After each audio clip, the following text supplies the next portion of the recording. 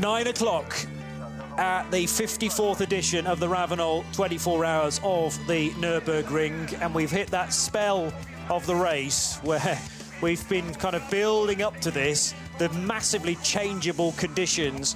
But the race began with some contact between two Red Bull liveried cars, the Lamborghini that had started from pole position, a collision from the Mercedes number 3, the Verstappen racing car that began in the hands of Danny Juncadella from the outside of the second row. Look at the green and white Lamborghini, though, that car was eventually done for a jump start. Dan Harper going for a rotation after 3 into 1 was not going to go on the exit of the Goodyear Carer. And then the green and white Lambo that led the race at the time, threading its way between two of the tail enders in Startgruppe 3. So 3 different groups, remember, in this race, all individually waved off at 2-minute intervals. Then, actually, there wasn't contact, this is hours ago now, between Kevin Estre and Maximilian Paul, but Paul kind of been spooked into that overtake, which he then repaid to the Frenchman down the Dottingerhoor in these rapid Lamborghinis. Some of them, most of them, are still in the fight. And then Max Verstappen, during his opening stint, got really close, way too close to the barrier as the car jumped from one side of the road to the other, and he actually used the Armco barrier like a snowbank in the Swedish rally to bounce itself back onto the road, and then he took a place on Christian Engelhardt in the number 7 Lamborghini. A huge off, sadly, for one of the Audi SP9 cars after a tyre let go on that 75 AT1 entered car, obliterating the nose of the R8 and leaving debris everywhere. And one of the cars to run through that debris almost immediately was the 84 Red Bull Lamborghini.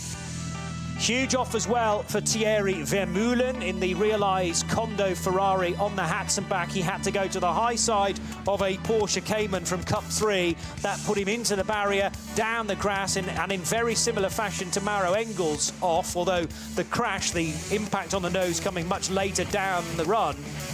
He ended up heavily in the barriers to the left. And Alexander Sims was in the wars as well, because in an effort to try and recover his R8, and this is how it all happened, he made contact with the KCMG Mercedes, which flipped the nose cover across the windscreen, and he would have to gingerly bring this car back, but sadly straight into retirement.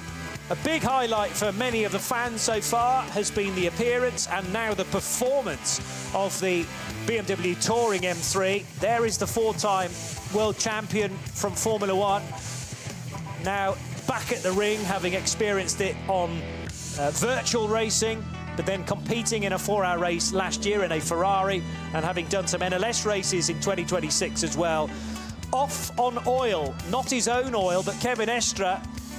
A big retirement that we can officially say, because that's the money end of the Grello Porsche banging into the barrier as it lost it on oil that you can't really see on the road surface, but with thanks to many of our TV staff here, they discovered precisely which car had spilt its innards, the life fluids of said Porsche. And then the next victim at the very same corner was Arjun Maini, losing the rear of the Mustang.